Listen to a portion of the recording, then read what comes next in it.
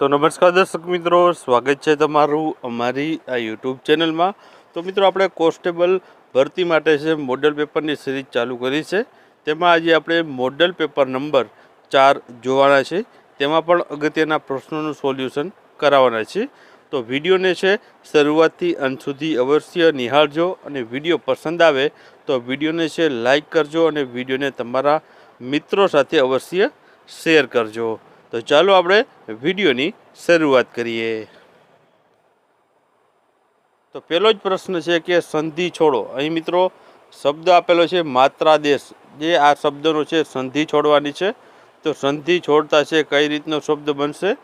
તો ઓપ્શનમાં તમને છે અલગ અલગ આપેલા છે, તેમાંથી આપણે જવાબ જોઈએ તો આમાં મિત્રો જવાબ આવશે ઓપ્શન સી જવાબ આવશે, માતૃ પ્લસ આદેશ। મિત્રો માત્ર આદેશનો જે સંધિ છૂટી પાડશો તો માતૃ પ્લસ આદેશ તેવો મિત્રો છે તેની સંધિ છૂટી પડશે। તો જવાબ આવશે ઓપ્શન સી આવશે।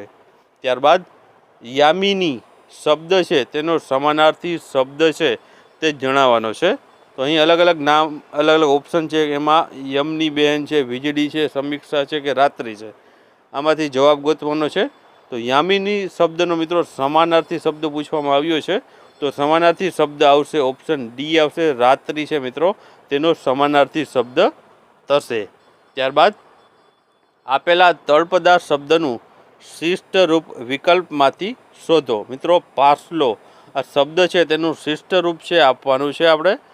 તો અહીં અલગ અલગ તમને છે ઓપ્શનમાં છે તે આપેલા છે, તેમાંથી આપણે જવાબની વાત કરીએ તો આમાં જવાબ મિત્રો આવશે ઓપ્શન બી જવાબ આવશે, ઝાડ છે મિત્રો તે પાસલો શબ્દ છે તેનું શિષ્ટ રૂપ થશે। ત્યારબાદ આગળ વાત કરીએ તો એસિડિક જમીન હોય છે તેને તટસ્થ કરવા કયો પદાર્થ ઉમેરવામાં આવે છે? તો મિત્રો આમાં જવાબની આપણે વાત કરીએ તો આમાં જવાબ આવશે ઓપ્શન ડી આવશે, લાઇમને છે ઉમેરવામાં આવે છે, તેથી જે એસિડિક જમીન હોય છે તે તટસ્થ થઈ જાય છે। ત્યારબાદ આપેલા શબ્દનો સાચો વિરોધી શબ્દ છે વિકલ્પમાંથી શોધો। તો મિત્રો શબ્દ આપેલો છે અતડું, તો અતડું શબ્દ છે તેનો વિરોધાર્થી શબ્દ આપણે ગોતવાનો છે। અતડું મિત્રો તેનો વિરોધાર્થી શબ્દ થશે મિલનસાર। મિલનસાર મિત્રો છે તે અતડું શબ્દનો જે વિરોધી શબ્દ છે તે થશે। તો જવાબ આવશે ઓપ્શન સી આવશે, મિલનસાર। ત્યારબાદ શબ્દ સમૂહ માટે એક શબ્દ સાચો વિકલ્પ પસંદ કરો। તો અહીં મિત્રો શબ્દ સમૂહ આપેલો છે ઘોડાના પેટને ફરતે તાણીને બાંધેલો પટ્ટો હોય તેને શું કહેવાય છે? તેના માટે શબ્દ સમૂહ આપવાનો છે। તો આમાં મિત્રો અલગ અલગ ઓપ્શન આપેલા છે, તેમાં છે કમરપટ્ટો છે, લગામ છે, તંગ છે કે પલાણ છે।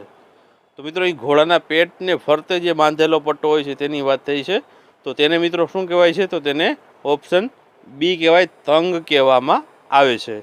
જ્યારે લગામ મિત્રો જે છે ઘોડાની જે આગળ માથે બેસીને જે બે લગામ પકડવામાં આવે છે તેને લગામ કહેવાય છે। તો આમાં મિત્રો છે તંગ છે તે સાચો જવાબ આવશે। ત્યારબાદ કયા દેશી રજવાડા દ્વારા એક પણ પ્રતિનિધિ છે તેનો બંધારણ સભામાં તેમણે મોકલવામાં આવ્યો ન હતો? તો મિત્રો આ દેશી રજવાડાની વાત થઈ છે કે ક્યાં એવું દેશી રજવાડિયું હતું તે જે બંધારણ સભામાં તેના એકેય પ્રતિનિધિને મોકલ્યો ન હતો?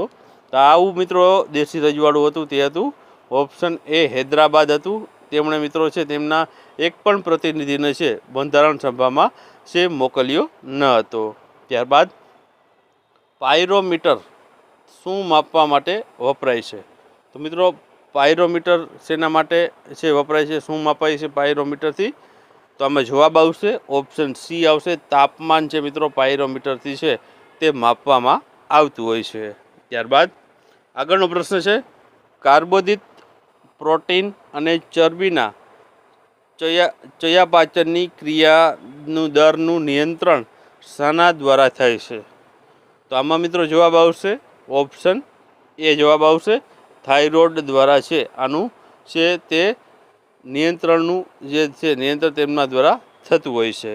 ત્યારબાદ આગળનો પ્રશ્ન છે કે ગોવા છે જે કેન્દ્ર શાસિત પ્રદેશ તેને છે આ રાજ્યનો દરજ્જો છે કયા વર્ષ દરમિયાન છે મળ્યો છે?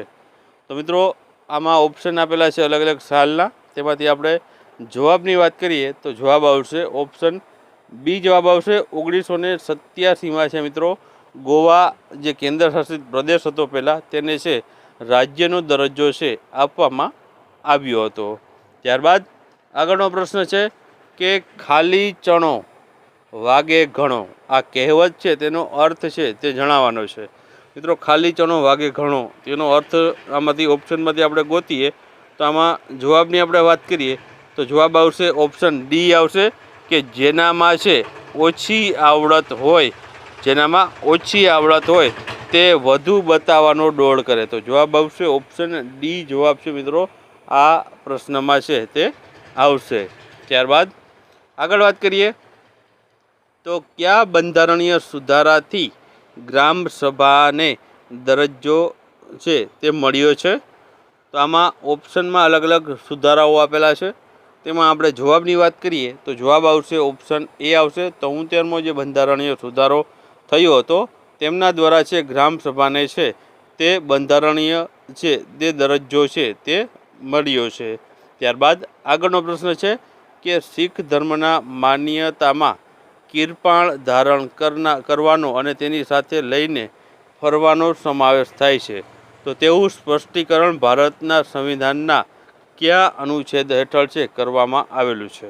તો મિત્રો આમાં અનુચ્છેદ પૂછવામાં આવ્યો છે તો આમાં જવાબ આવશે ઓપ્શન ડી જવાબ આવશે કે અનુચ્છેદ નંબર 125માં છે મિત્રો તે આ શીખ ધર્મ માટે છે આ છે તે માન્યતા લઈને છે સ્પષ્ટીકરણ છે ભારતીય બંધારણમાં જોવા મળે છે. તો અનુચ્છેદ 25માં આ છે આપેલું છે.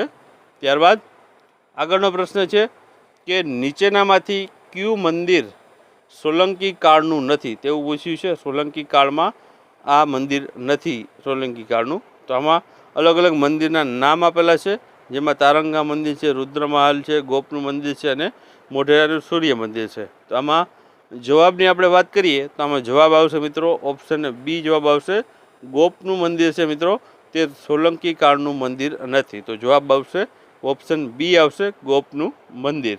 ત્યારબાદ નીચેના પૈકી શેમાં ટાર્ટરિક એસિડ હોય છે? મિત્રો ટાર્ટરિક એસિડની વાત થઈ છે તો આમાં નીચે આપેલી વસ્તુઓમાં છે કે એમાં ટાર્ટરિક એસિડ હોય છે. તો આમાં અલગ અલગ ઓપ્શનમાંથી આપણે જવાબની વાત કરીએ તો જવાબ આવશે ઓપ્શન ડી જવાબ આવશે આંબલીમાં મિત્રો છે તે ટાર્ટરિક એસિડ છે તે જોવા મળે છે. તો જવાબ આવશે ઓપ્શન ડી જવાબ છે આવશે આંબલી. ત્યારબાદ આગળનો પ્રશ્ન આપણે જોશું તો કયા કાયદા હેઠળ કલકત્તા છે તેમાં સુપ્રીમ કોર્ટની સ્થાપના છે તે કરવામાં આવી હતી? મિત્રો અહીં તમને કાયદો પૂછવામાં આવ્યો છે કે કયા કાયદા હેઠળ છે કલકત્તામાં છે તે સુપ્રીમ કોર્ટ નીચે સ્થાપના કરવામાં આવી હતી? તો અહીં અલગ અલગ કાયદાઓ છે તમને જોવા મળે છે જેમાં રેગ્યુલેટરી એક્ટ 1773 છે, રેગ્યુલેટરી એક્ટ 1883 છે, રેગ્યુલેટિંગ એક્ટ 1813 કે ભારત સરકાર અધિનિયમ 1858. તો આમાં જવાબની આપણે વાત કરીએ તો આમાં જવાબ આવશે ઓપ્શન એ આવશે રેગ્યુલેટિંગ એક્ટ 1773 હેઠળ છે તે કલકત્તામાં છે સુપ્રીમ કોર્ટ છે તેની સ્થાપના છે આ કાયદા હેઠળ કરવામાં આવી છે મિત્રો તે રહેલું છે.